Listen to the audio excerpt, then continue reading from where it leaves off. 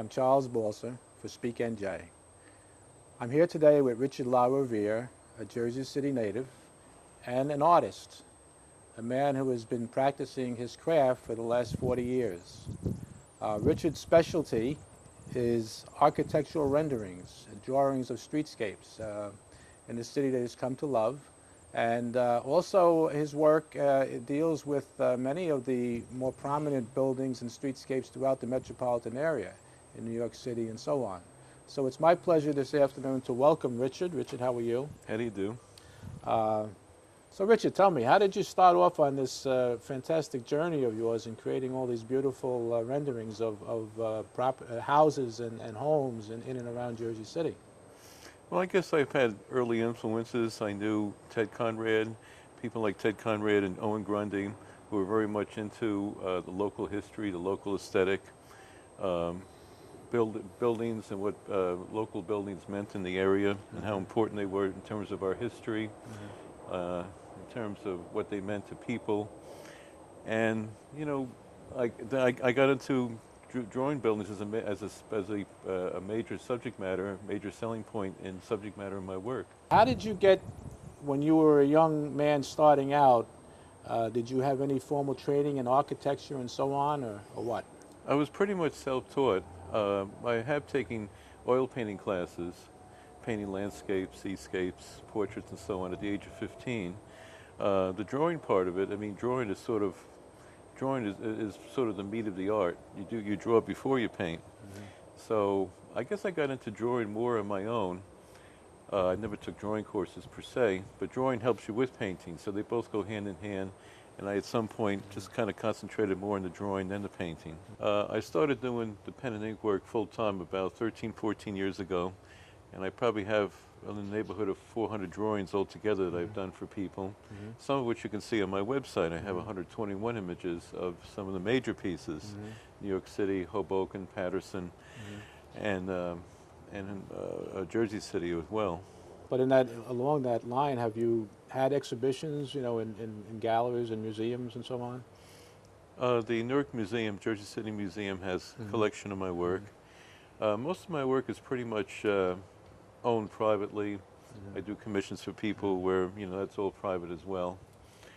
I guess that's pretty much it.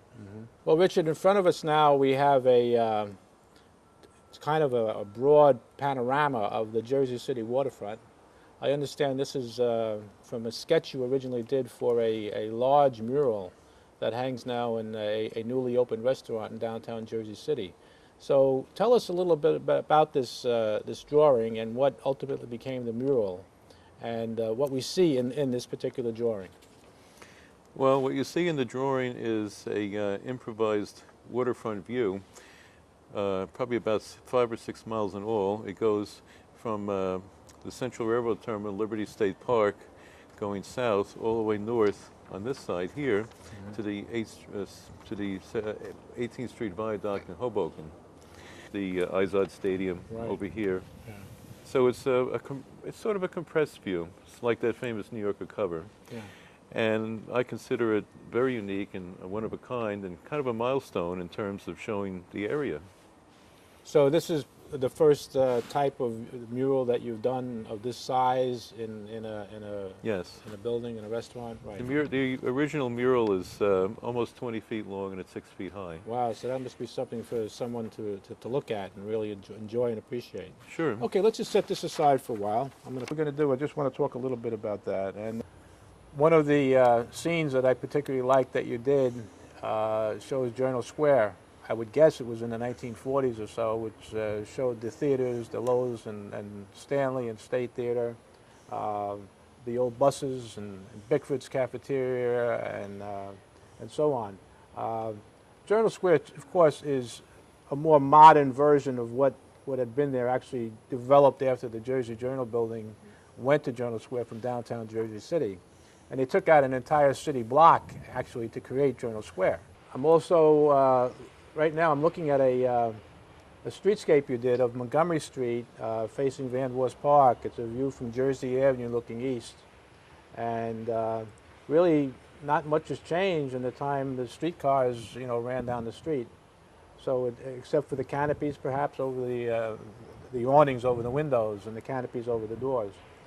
So that much of Jersey City has remained intact.